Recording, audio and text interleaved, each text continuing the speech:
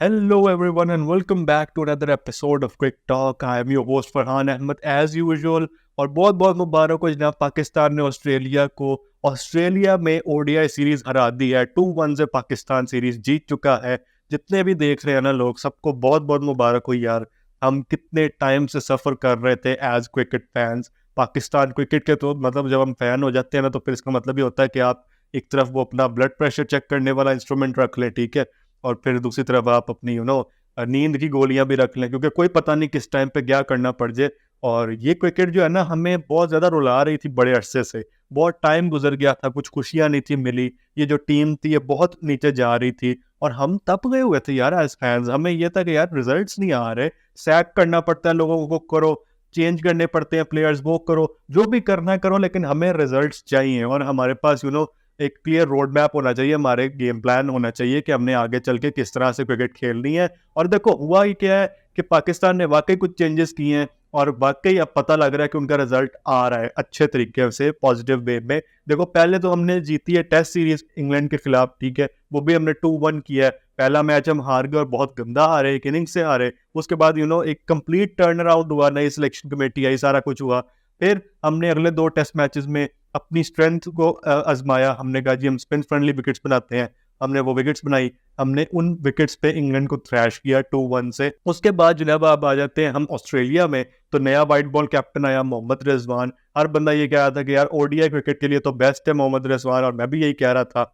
देखो ऑस्ट्रेलिया में जाके ऑस्ट्रेलिया को अपनी डेब्यू सीरीज में हराना, ये मेरे ख्याल में आई थिंक कोई वर्ल्ड कप जीतने से छोटी बात नहीं है मेरे ख्याल में, ठीक है। स्पेशली एक ऐसी टीम के लिए जो पिछले कुछ टाइम से जवाल पजीर हो, और एक ऐसी टीम जो कि ब्रिंक ऑफ इररिलेवेंसी पर थी, ठीक है। अगर वो 1-2 सीरीज और हार जाती तो दुनियाई क्रिकेट में इसको सीरियस नहीं था लिया जाना।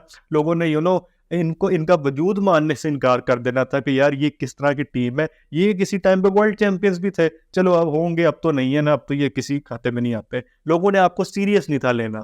उस सारे सिनेरियो में, इतने सारे प्रेशर में, और फिर आपका नया कप्तान आ जाए, नया कोच आ जाए, नई कमेटी आ जाए, ये सब जब मिलके बैठे और इन्होंने प्लान्स डिवाइस किए, तो उसके बाद क्या हुआ, हमने ये देखा कि रिजल्ट्स आए हैं, और अल्हम्दुलिल्लाह रिजल्ट्स हमारी फेवर में आए हैं। Pakistan cricket is back on the revival mode obviously. कम अज कम जो ऑन प्लेइंग क्रिकेट है वो तो हमने देखा कि रिवाइवल पे आ गई है। जो सारी बिहाइंड द सीन्स पॉलिटिक्स है, पीसीबी में सारे मसले हैं, उसको अभी भी थोड़ा सा टाइम लगेगा। तो जितनी तारीफ की जाए इस टीम की और इस कप्तान की, इस मैनेजमेंट की, इस सीरीज विन के लिए, यार मैं कहता हूँ थोड़ी होगी।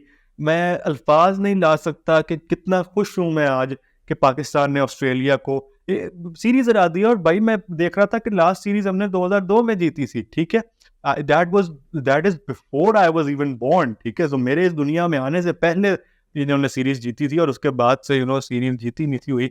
So it's been 22 years man, I mean that's a long fricking period. और इतने टाइम के बाद हमने ऑस्ट्रेलिया में सीरीज जीती है, ओडीआई सीरीज हमने अपने नाम की है। काफ़ी सारी बातें आज के मैच के हवाले से थोड़ी सी डिटेल में बात करेंगे, लेकिन थोड़ा सा इसको शॉर्ट भी रखेंगे, क्योंकि आपको पता है दस्तूर यही है कि हर सीरीज के बाद एक वीडियो निकाली जाती है जिसको हम क्रिटिकल एनालिसिस का नाम देते हैं, जिसमें पूरी सीरीज का ब्रेक डाउन किया जाता है कि क्या पॉजिटिव्स थे, क्या नेगेटिव्स थे। तो ज़्यादा डिटेल्स उस वीडियो में हम डिस्कस करेंगे, लेकिन अभी हम आज के मैच की थोड़ी सरसरी सी गुफ्तगू कर लेते हैं। देखो आज का मैच, पहली चीज़ तो हमें यही पता था कि ऑस्ट्रेलिया के कुछ मेन प्लेयर्स जो है वो नहीं खेल रहे। 5 चेंजेस किए थे ऑस्ट्रेलिया ने अपनी प्लेइंग 11 में आज। On the other hand Pakistan were going unchanged, जो उनकी पहली टीम थी उन्होंने उसी को खिलाया तीनों मैचेस में। और थैंकफुली जो टॉस था वो भी हमारी फेवर में चला गया। पर्थ में यही कहा जा रहा था कि ना आप पहले बॉलिंग करें और उसके बाद सेकंड इनिंग्स में बैटिंग करें, क्योंकि यहाँ पे पेस और बाउंस बहुत ज्यादा होता है। जो बैटिंग फर्स्ट टीम है उसको आप काफी ट्रबल कर सकते हैं अपनी अच्छी लाइन और लेंथ से। और क्या ही सुबहान अल्लाह, मैं कहता हूँ यार शानदार तरीके से पाकिस्तानी पेसर्स ने बॉलिंग की है। particularly I would like to mention Shaheen Shah Afridi. Boy, is he back, man. He was swinging the ball both ways.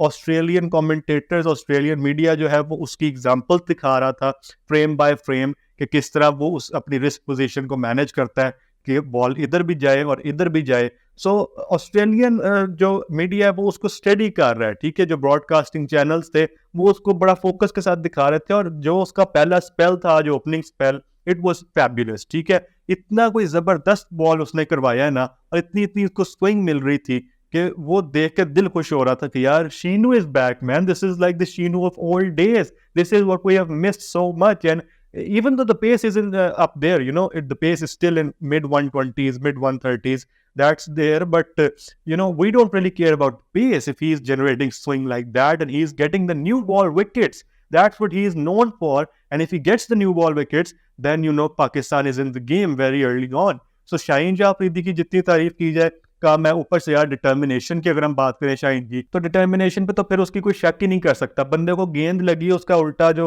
अंगूठा है उल्टे हाथ का वो डिसलोकेट हो गया है, उसके बाद काफी पेन हुई है, उसको फिजियो आया है, उसने आकर वही जो प्रिकॉशंस होते हैं, जो अपने सारा प्रोटोकॉल फॉलो करना होता है वो किया है. उसके बाद भी वो फील्ड में ही रहा है, उसने डाइवें मारी हैं, वो काम कर रहा है, और फिर बॉलिंग पे आ गया और आके उसने 2 विकेटें भी निकालनी है. सो इसकी डेडिकेशन पे आप कोई सवाल नहीं उठा सकते. और इसी तरह के प्लेयर्स तो हमें चाहिए भाई, जो डेडिकेशन जाहिर करें अपनी फील्ड में कि यार हम यहाँ पे हैं और हम पूरी जान लगाना चाहते हैं, क्योंकि हमें पता है कि हमारी जान लगाने से ही हमारी टीम जीतेगी, हमारा मुल्क जो है ना वो ऊपर जाएगा, उसका नाम बनेगा. सो ये चीज़ काफ़ी टाइम से मिसिंग थी इस टीम में.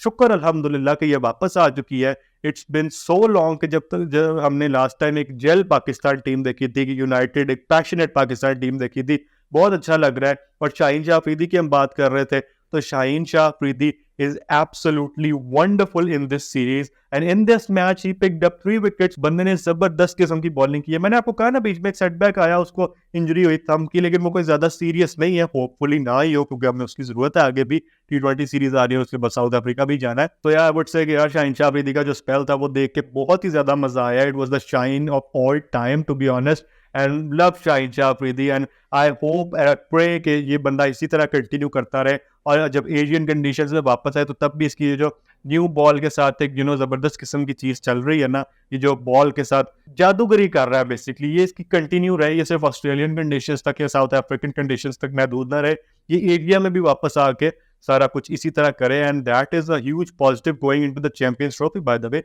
चैंपियंस ट्रॉफी की भी वैसे काफी सारी अपडेट्स आई हुई हैं, वो भी एक वीडियो करेंगे, होपफुली वो इस वीडियो के बाद आपको देखने को मिलेगी. सो उसमें चैंपियंस ट्रॉफी की अपडेट्स पे बात करेंगे, और काफी उसका भी रौला हो गया. सो enough talking about the T25. Now let's talk about Pakistan's bowling once again. Bowling में एक दूसरा बंदा भी था जो बड़ा ही एक्सेप्शनल था, and that was Naseem Shah, Naseem the dream Shah. मैं उसको इतने तरह नाम दिए हुए हैं, मुझे नहीं पता उसको क्या क्या कहना चाहिए, लेकिन भाई इतना जबरदस्त बॉलर यार. मैं there was someone on Twitter who said कि this is dummy Naseem Shah, ठीक है, और पता नहीं उसने क्या क्या बोल दिया नसीम को. I don't exactly remember his words now, but last ODI में, क्योंकि मैं अपडेट्स दे रहा हूँ ट्विटर पे, तो उस बंदे ने मुझे कमेंट किया हुआ था कि जनाब नसीम को तो जैम्पा से मार पड़ रही है, zero fitness, zero line length, ये वो. तो मैंने उसको बोला, मैं कि यार अगर आपने ये वाला फॉर्मूला रखना है, और अगर आपने ये वाला सैंपल साइज रखना है कि यार इसको तो जैम्पा से मार पड़ रही है, तो इस तरह तो फिर स्टार्क और जैम्पा की भी कोई फिटनेस नहीं है, उनकी भी कोई लाइन एंड लेंथ नहीं है, क्योंकि उनको फर्स्ट ODI में नसीम और शाहीन ने छक्के मारे थे. सो इस एतबार से तो फिर आप यही कहते हो कि यार उनका भी स्टेटस कोई नहीं है, वो कहाँ के अच्छे बॉलर्स हैं. उसके बाद भी उसने कहा कि जी नहीं नहीं जीरो फिटनेस है वो. तो मैंने उसको फिर ज़ाहिर कोई जवाब नहीं दिया. अभी देख रहा है तो भाई सुन लो जवाब, आप देख लो. तीसरा मैच हुआ पर्थ में, तो कितनी ज़बरदस्त बॉलिंग की है नसीम ने, ठीक है, 3 विकेटें ली, ही वाज एक्सेप्शनल. और कितनी यार उसने जैफर्स बॉल की है, टू बी ऑनेस्ट. पीच पर डिलीवरी जिसको आप कहते हैं, उसकी वो पीच पर डिलीवरी नहीं, वो डिलीवरीज हो गई थी, जितनी अच्छी वो बॉलिंग कर रहा था. Hats off to Seemo. और थोड़ी सी फिटनेस के मसाइल है, मुझे पता है उसके क्रैम्प श्रैम्प उसको पड़ रहे हैं, अल्लाह करे उसको मैनेज कर लें यार तरीके से, क्योंकि हमें उसकी ज़रूरत है गोइंग इनटू बिग टूर्नामेंट्स. और yeah, that's all I have to say, man. Love Naseem Shah, love the way he bowls, and love the way he carries his energy. That energy, that passion is a huge positive for Pakistan. जहाँ पे हम बात कर रहे हैं जनाब energy की, passion की, वहाँ पे हम किस तरह ना जिक्र करें हारिस रऊफ का. जो एनर्जी, जो पैशन वो बंदा लेके आता है फील्ड में, वो तो मैं कहता हूँ कि शायद कोई रेप्लिकेट ही नहीं कर सकता. जिस तरह वो पूरे फोकस के साथ आता है, हार्ड लेंथ हिट करता है, और 150 की पेस पे बंदे को बॉल करता है, और फिर उसको बाउंसर मार के कभी कभी तो हेलमेट पे मार देता है, कभी शूम करके गुजर जाती है बॉल. सो हारिस रऊफ की भी बड़ी जबरदस्त आउटिंग रही है इस मैच में. 2 विकेटें उस बंदे ने पिक की हैं, और ओवरऑल अगर आप देखें सीरीज में तो 10 विकेट्स उसने पिक की है. आज का प्लेयर ऑफ द मैच भी वही है, प्लेयर ऑफ द सीरीज भी बाय द वे मैंने सुना है कि उसी को मिला है. सो यार I say richly deserved, Haris Rauf. was completely written off after last year's ODI World Cup stint. वो जो उसने एक अजीब सी वहाँ पे एक हरकतें की थी, 100 रन खा रहा था, एक 2 विकेटें ले रहा था, वो इंतहा का गंदा काम था। लेकिन फिर मैंने आपको इस बारे में पिछली वीडियो में बात की थी कि यार he needed a clear plan, he needed a good captain as well. Captain अगर उसको पावर प्ले में लाता है तो फिर तो पुट पड़नी थी जितनी देर से वो बॉलिंग करवाता है। सो उसको आपने प्रॉपर्ली मैनेज करना था। Mohammad Rizwan, hats off to that dude as well, जितना अच्छा उसने आरिस रऊफ को यूटिलाइज किया, पावर प्ले के बाद लाया, फील्ड खोल लिया, बाउंसर वाली फील्डिंग सेट की, उसको कहा कि भाई अगे मार इनू इसके जरा सर के ऊपर से गुजार, इसको जरा डरा। तो वो वाला जो प्लान है ना, गेम प्लान, वो अब मैनेजमेंट ने बनाया, मोहम्मद रिजवान ने बनाया, जितने लोगों ने भी मिलकर उसको डेवलप किया ना, that is excellent for Haris Rauf. और इसी तरह ये एशियन कंडीशंस में भी बहुत थ्रेटनिंग हो सकता है किसी भी अपोजिशन के लिए। काफी ज्यादा हमने बातें करनी है, ये अभी शाहीन की, नसीम की और फिर ये हारिस रऊफ की भी बहुत ज्यादा डिटेल में बात होगी, लेकिन will save that all for the series breakdown, the critical analysis video. So subscribe to the channel if you haven't already, because there will be loads of content in the next 8 to 10 days, hopefully, if Allah wills, obviously. Pakistani pacers ने brilliant किस्म की bowling की और 141 का target मिला पाकिस्तान को। और उस टाइम पे मुझे लग रहा था कि यार ये पर्थ का ग्राउंड है, शायद इनको 20-25 रन ज्यादा पड़ गए हैं, क्योंकि यहाँ पे मसला तो होगा फिर पाकिस्तानी बैटर्स को। लेकिन क्या हुआ कि पाकिस्तान के बैटर्स आए, साइम अयूब, अब्दुल्ला शफीक आए।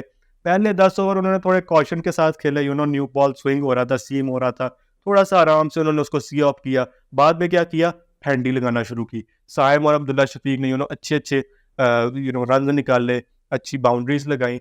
Particularly Saim Ayub, he's looking in good touch after his 82 versus Australia in the last ODI, the second ODI to be honest. Saim Ayub ने 42 रन स्कोर किए और काफी अच्छी इनिंग्स थी उसकी, 4 चौके 1 छक्का। इसके अलावा अब्दुल्ला शफीक की भी काफी अच्छी इनिंग्स थी, 37 उसने स्कोर किया, 53 बॉल्स पे आई थिंक उसने 1 चौका 1 छक्का लगाया था। But the strokes he was playing, that was lovely to C.